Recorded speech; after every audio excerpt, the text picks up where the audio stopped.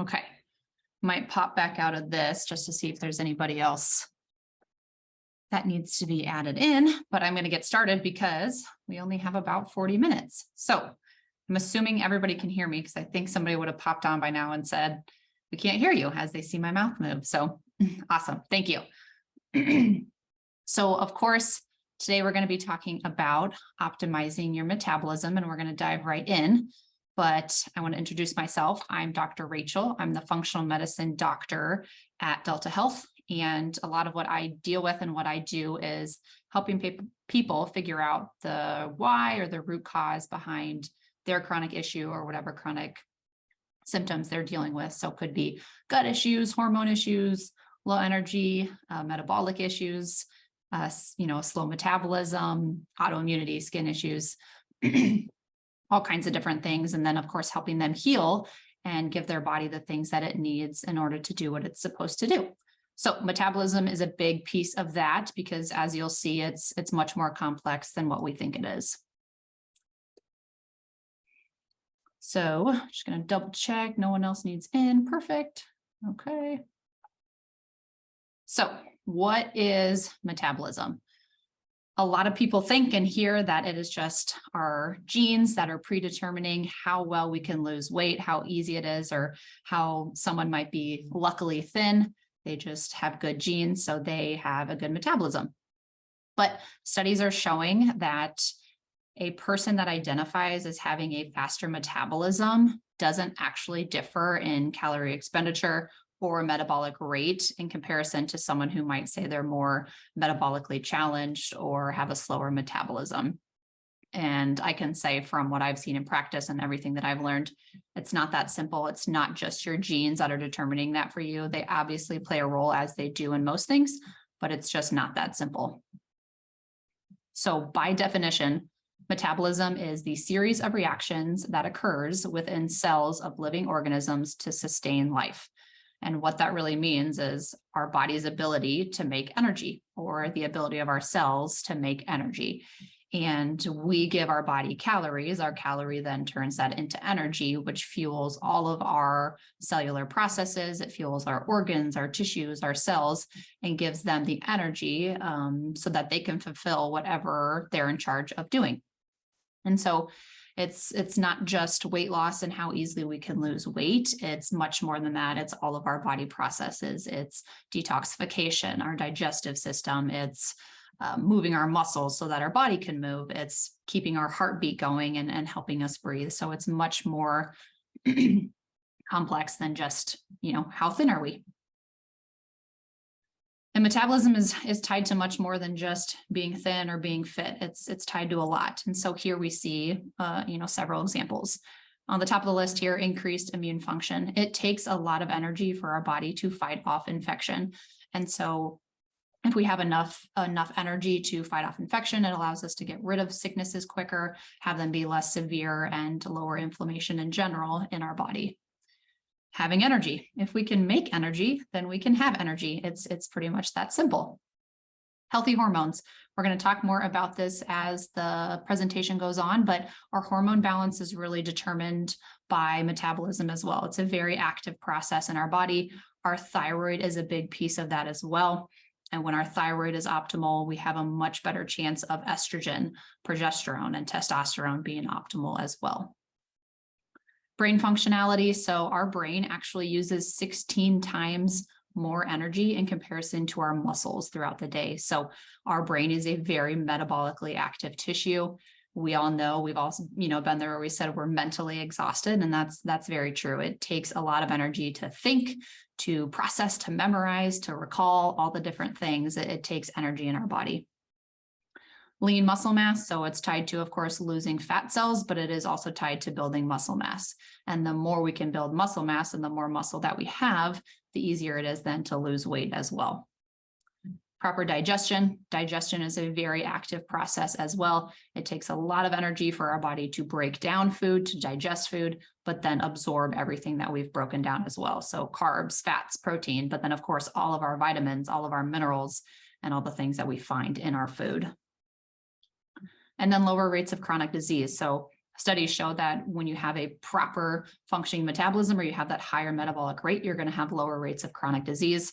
And that makes sense when you look up of all the things that are listed above it, with having a healthy immune function, being able to manage inflammation, having energy, our hormones, our brain, and being able to move our body is super important. So lower rates of chronic disease when we have a healthy and robust metabolism. Okay, what makes energy in our body? Our mitochondria are our main energy producers. So lots of people have heard of mitochondria, but if you have not, the picture on the right there is not a real picture because they're very, very tiny. So it's kind of an artist rendering of mitochondria. But we find mitochondria in our cells, which is what you'll see on kind of that left picture there. That's a cross section of our cells with all of its different organelles in there, and the mitochondria there are circled. They look like teal kind of little beans, if you will, jelly beans.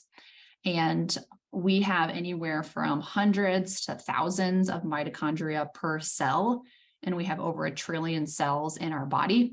So if you do some quick math, you can realize we have a lot of mitochondria. And that makes sense because they are our energy producers, and we need energy to make any process in our body happen. So we give mitochondria things, specifically carbs and fat. They then turn that into ATP, and ATP is that main energy fuel source. So mitochondria are really at the basis of what's controlling our metabolic rate or controlling our metabolism. So if you have sluggish mitochondria, then you are going to have a sluggish metabolism. And some signs and symptoms of things that can kind of signal that, of course, low energy and fatigue. If we cannot make energy, we cannot have energy. Weight gain, inability to lose weight. So yes, losing fat cells and maintaining a proper weight is a metabolically active process. It does require energy, so it can be a sign of a slow metabolism, but it is not the only sign, and it's not even necessarily our best sign. All of these really carry a lot of weight. Hair loss. Our hair cells have kind of the fastest turnover in our body. And so if our metabolism cannot keep up with that, we'll start to see hair loss or hair thinning. This is in females, but then also in males as well.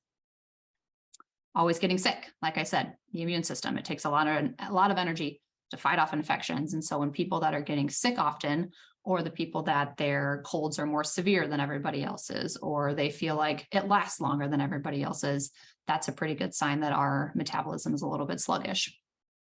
Always cold.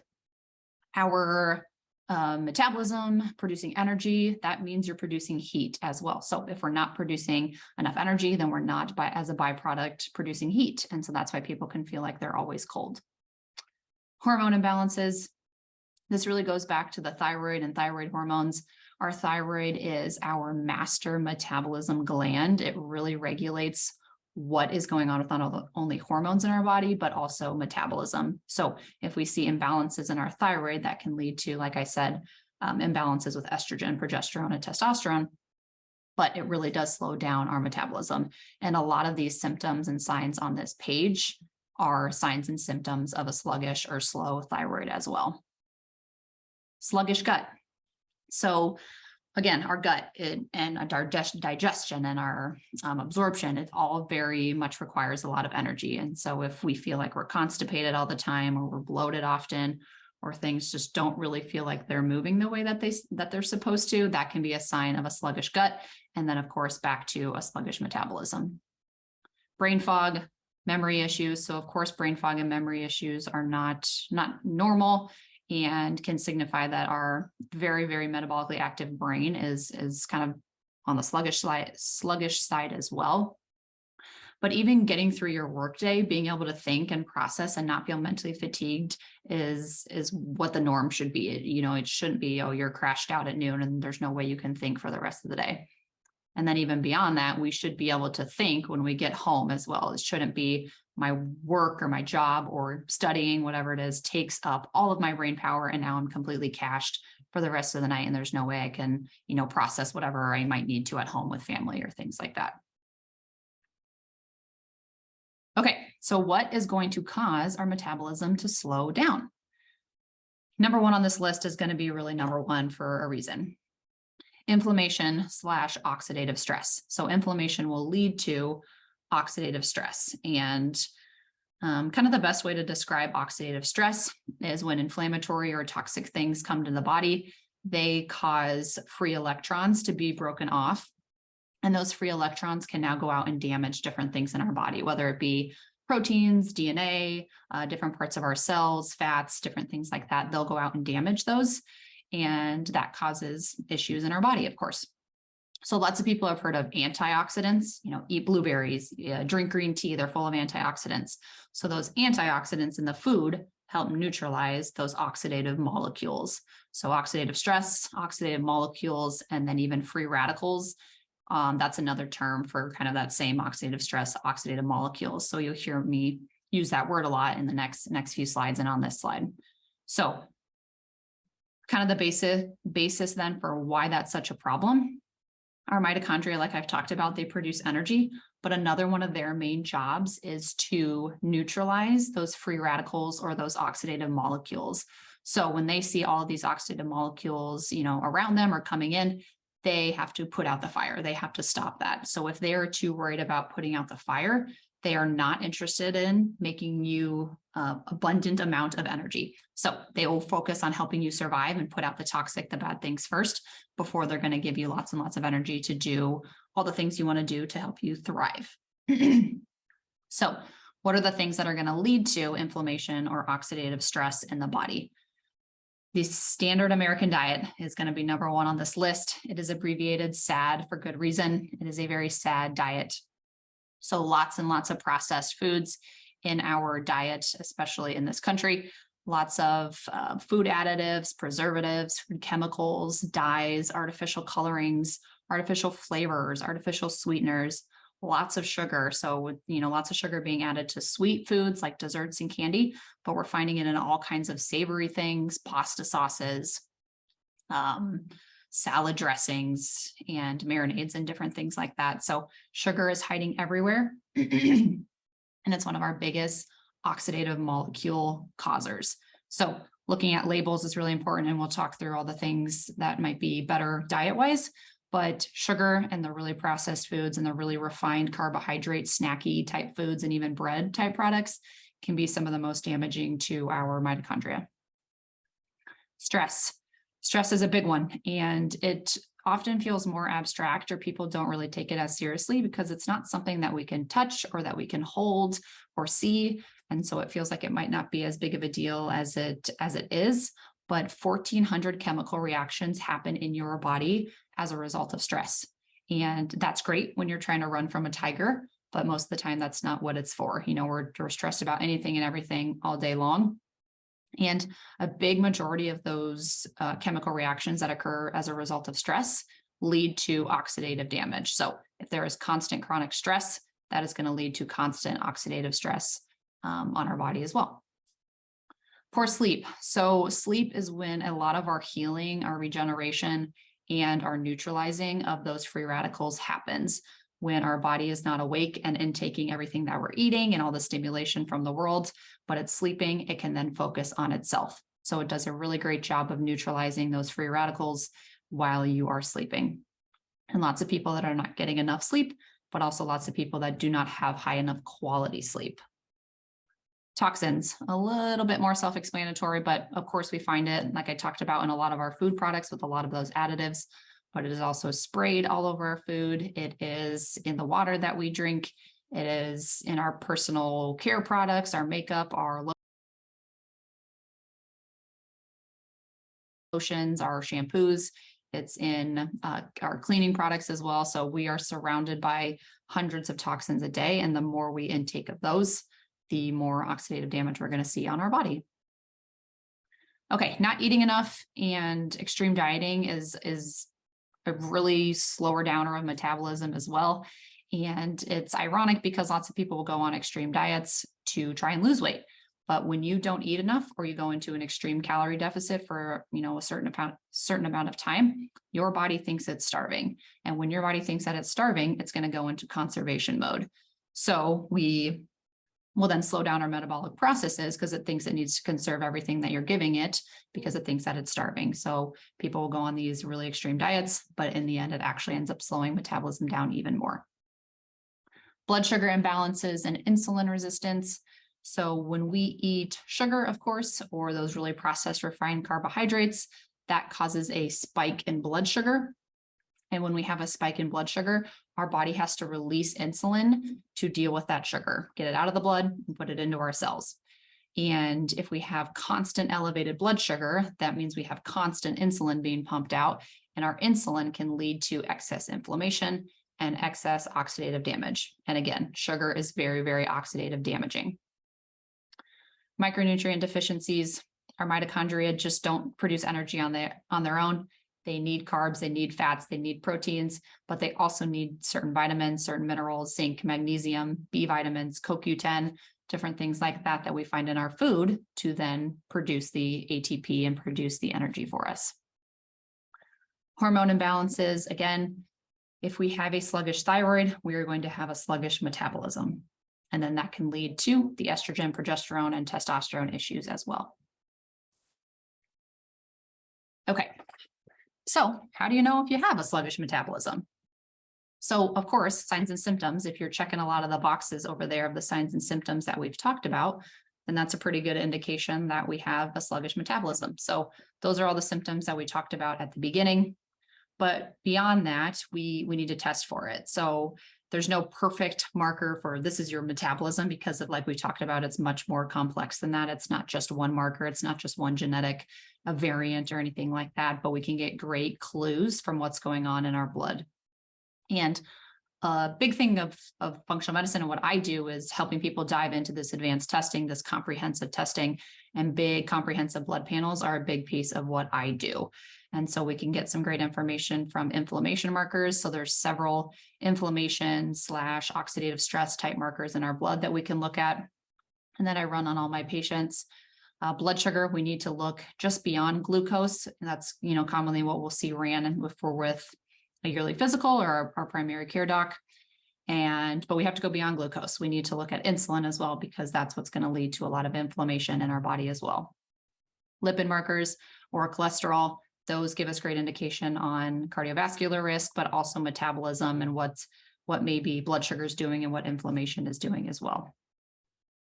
Micronutrient deficiencies, we're going to get lots of info on different B vitamins, vitamin D, different minerals like magnesium, zinc, copper, calcium, phosphorus, all the different minerals. And then we're, of course, going to see if we have maybe a deficiency in protein and things like that too, because you'll hear me talk more on the importance of protein as we keep going.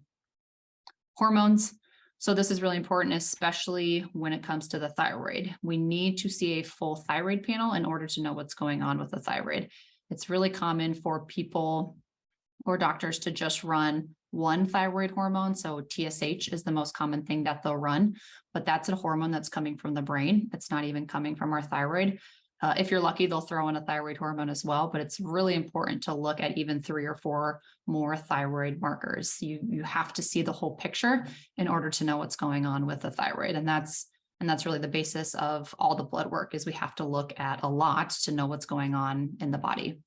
And so I often hear, or patients come to me and say their doctor says they don't do that. They will not run a full thyroid panel. So if you think that's kind of what's, maybe at the root of all of this, or you might have a thyroid issue going on, advocate for yourself for a full thyroid panel. And if they won't, then find somebody who will, because you absolutely deserve to see everything that's going on in your body.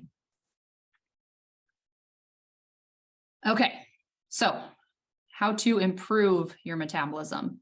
So a big part of all of this is going to be lowering inflammation, lowering oxidative stress, and those oxidative molecules in our body. A big piece of this is what we put into our mouth. So eating the rainbow, because eating the rainbow is going to give us all kinds of antioxidants. So we talked about antioxidants a little bit at the beginning, but a lot of that is going to be found in what we put into our mouth. So the deeply colored vegetables and fruits, and just really any foods in general, are going to be the ones that we have the highest antioxidant content. So blueberries, raspberries, pomegranates, cranberries, beets, your dark leafy greens, all your green veggies, turmeric is really deeply colored. And yeah, pretty much anything that's very, very deeply colored is going to give you great antioxidant content. So eating the rainbow, at least 2 to 3 meals a day is really important. Healthy animal protein. So lots of people are under eating protein, especially my females. I like everyone to try and get some sort of animal protein at every meal, all 3 meals, especially breakfast, because breakfast is where we seem to be lacking it the most as well. But you can't really get enough protein from plants. It's very difficult. Most people's bodies don't thrive on that. Some people do, but it's very hard, and I don't see it work out that well very often. So I like to have people get the more bioavailable protein, and that usually comes from our animals. So I'm more of a fan of the healthy raised meat where it's grass-fed, or it's the pasture-raised chickens and pork, wild-caught salmon, wild-caught shrimp, those kinds of meats. They're going to have more vitamin and minerals, but they're also going to have more anti-inflammatory fats in comparison to maybe inflammatory fats. And that leads me into the next bullet point of omega-3s. So omega-3s are going to be one of those healthy fatty acids that our body needs. And fish oil supplements people hear about all the time, that's omega-3s. So omega-3s and fish oil, they're kind of the same thing, but you can get omega-3s from more than just fish. So you'll find it in nuts and seeds and olive oil. And then also grass-fed beef is a great source of omega-3s as well. So supplements work, but also diet is a great place to get it. Sardines, I don't know if anybody out there loves sardines, but that's one of the highest omega-3 foods. So a great thing to add to your diet. And then, of course, decreasing the processed food and the sugar. Our sugar is so oxidative to our body. It is stressful. It is full of free radical causing components. So it's really important to decrease that processed food, the really refined carbohydrates. So lots of our snacky food out there, pretzels, goldfish, Cheez-Its, desserts, cookies, candies, all those things are full of processed ingredients, but then also sugar as well. So something to really focus on minimizing.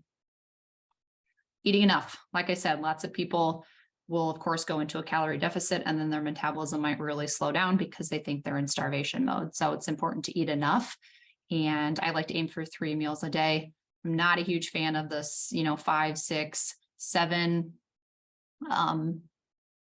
meals a day, because your gut should get a break, and that doesn't help us balance blood sugar, but it's really important to eat enough. And then protein and fat at every meal. So again, people are not getting enough, and it's really important. It's our basic building blocks to just about everything in our body and all of our body processes, and our mitochondria needs it to make energy in the first place. So protein and fat at every meal is going to then help us balance blood sugar, which puts us at the next bullet point there. And if our blood sugar is balanced, then we have less insulin being released. This is something to really focus on with breakfast, because that really sets the tone for blood sugar the rest of the day. So going more so for protein and fats for the first meal. And then if your carbs, and ideally the healthier carbs like rice, potatoes, quinoa, and oats, those would be more maybe paired with those protein and fats, but also in your later meals. Breakfast is really important to be nice and blood sugar stabilizing. Optimize your thyroid. If you think your thyroid's to blame, again, find somebody who's going to run a full panel and really help you dig into that, or find somebody that will. Balancing stress. So again, very oxidative to our body, and everybody has stress, but it's really about how we manage it and putting in an effort for that. So taking just a few minutes every day to work on deep breathing can have a profound impact. It doesn't have to be this, monstrous 45-minute meditation yoga session. You can make a big impact on your cortisol levels, on your stress response, on bumping up your immune system, lowering inflammation. All the research on just a couple minutes of deep breathing a few times a day, or even just a 5 or 10-minute meditation, or just, silence while you're really focusing on deep belly breathing with really long exhales, is going to help you balance stress, balance cortisol, manage inflammation, manage oxidative stress. And so it doesn't take much, and we all have, 2 to 5 minutes a day to focus on that.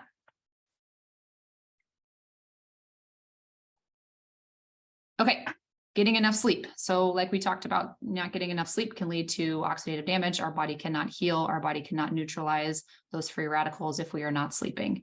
So we hear all the time, 6 to 8 hours, get 6 to 8 hours. but 6 is not actually enough. There is lots and lots of research on all the health implications that come along with sleeping less than 7 hours. Lowers your immune system, increases cancer risks, messes with cortisol, messes with blood sugar, and really starts to mess with your brain and memory and all that different kinds of stuff too. So really important to try and be in bed around 7 at least, and then closer to 8 hours. So then you're hopefully getting anywhere from 7 to 8 hours of sleep, because that's really important. If you feel like your quality of sleep is totally off, or you can't fall asleep, or you can't stay asleep, whatever it might be, working with somebody who can help you optimize that is really, really important for not only metabolism, but full body health. Exercise. So any sort of movement is amazing for your metabolism. It's all going to increase your metabolic rate, increase fat burning, increase, calorie expenditure. But HIIT, or high intensity interval training, seems to be the best in the research on what's going to help burn fat fastest and increase your metabolism the best. So HIIT would be the route to go if you're able to do that.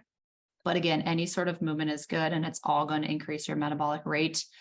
And people think that as they age, their metabolism slows down. But what research is showing us, that is more so slowing down is what causes your metabolism to slow down. So my favorite saying, and I want to say this right, is you don't get old, or you don't stop moving because you get old. You get old because you stop moving.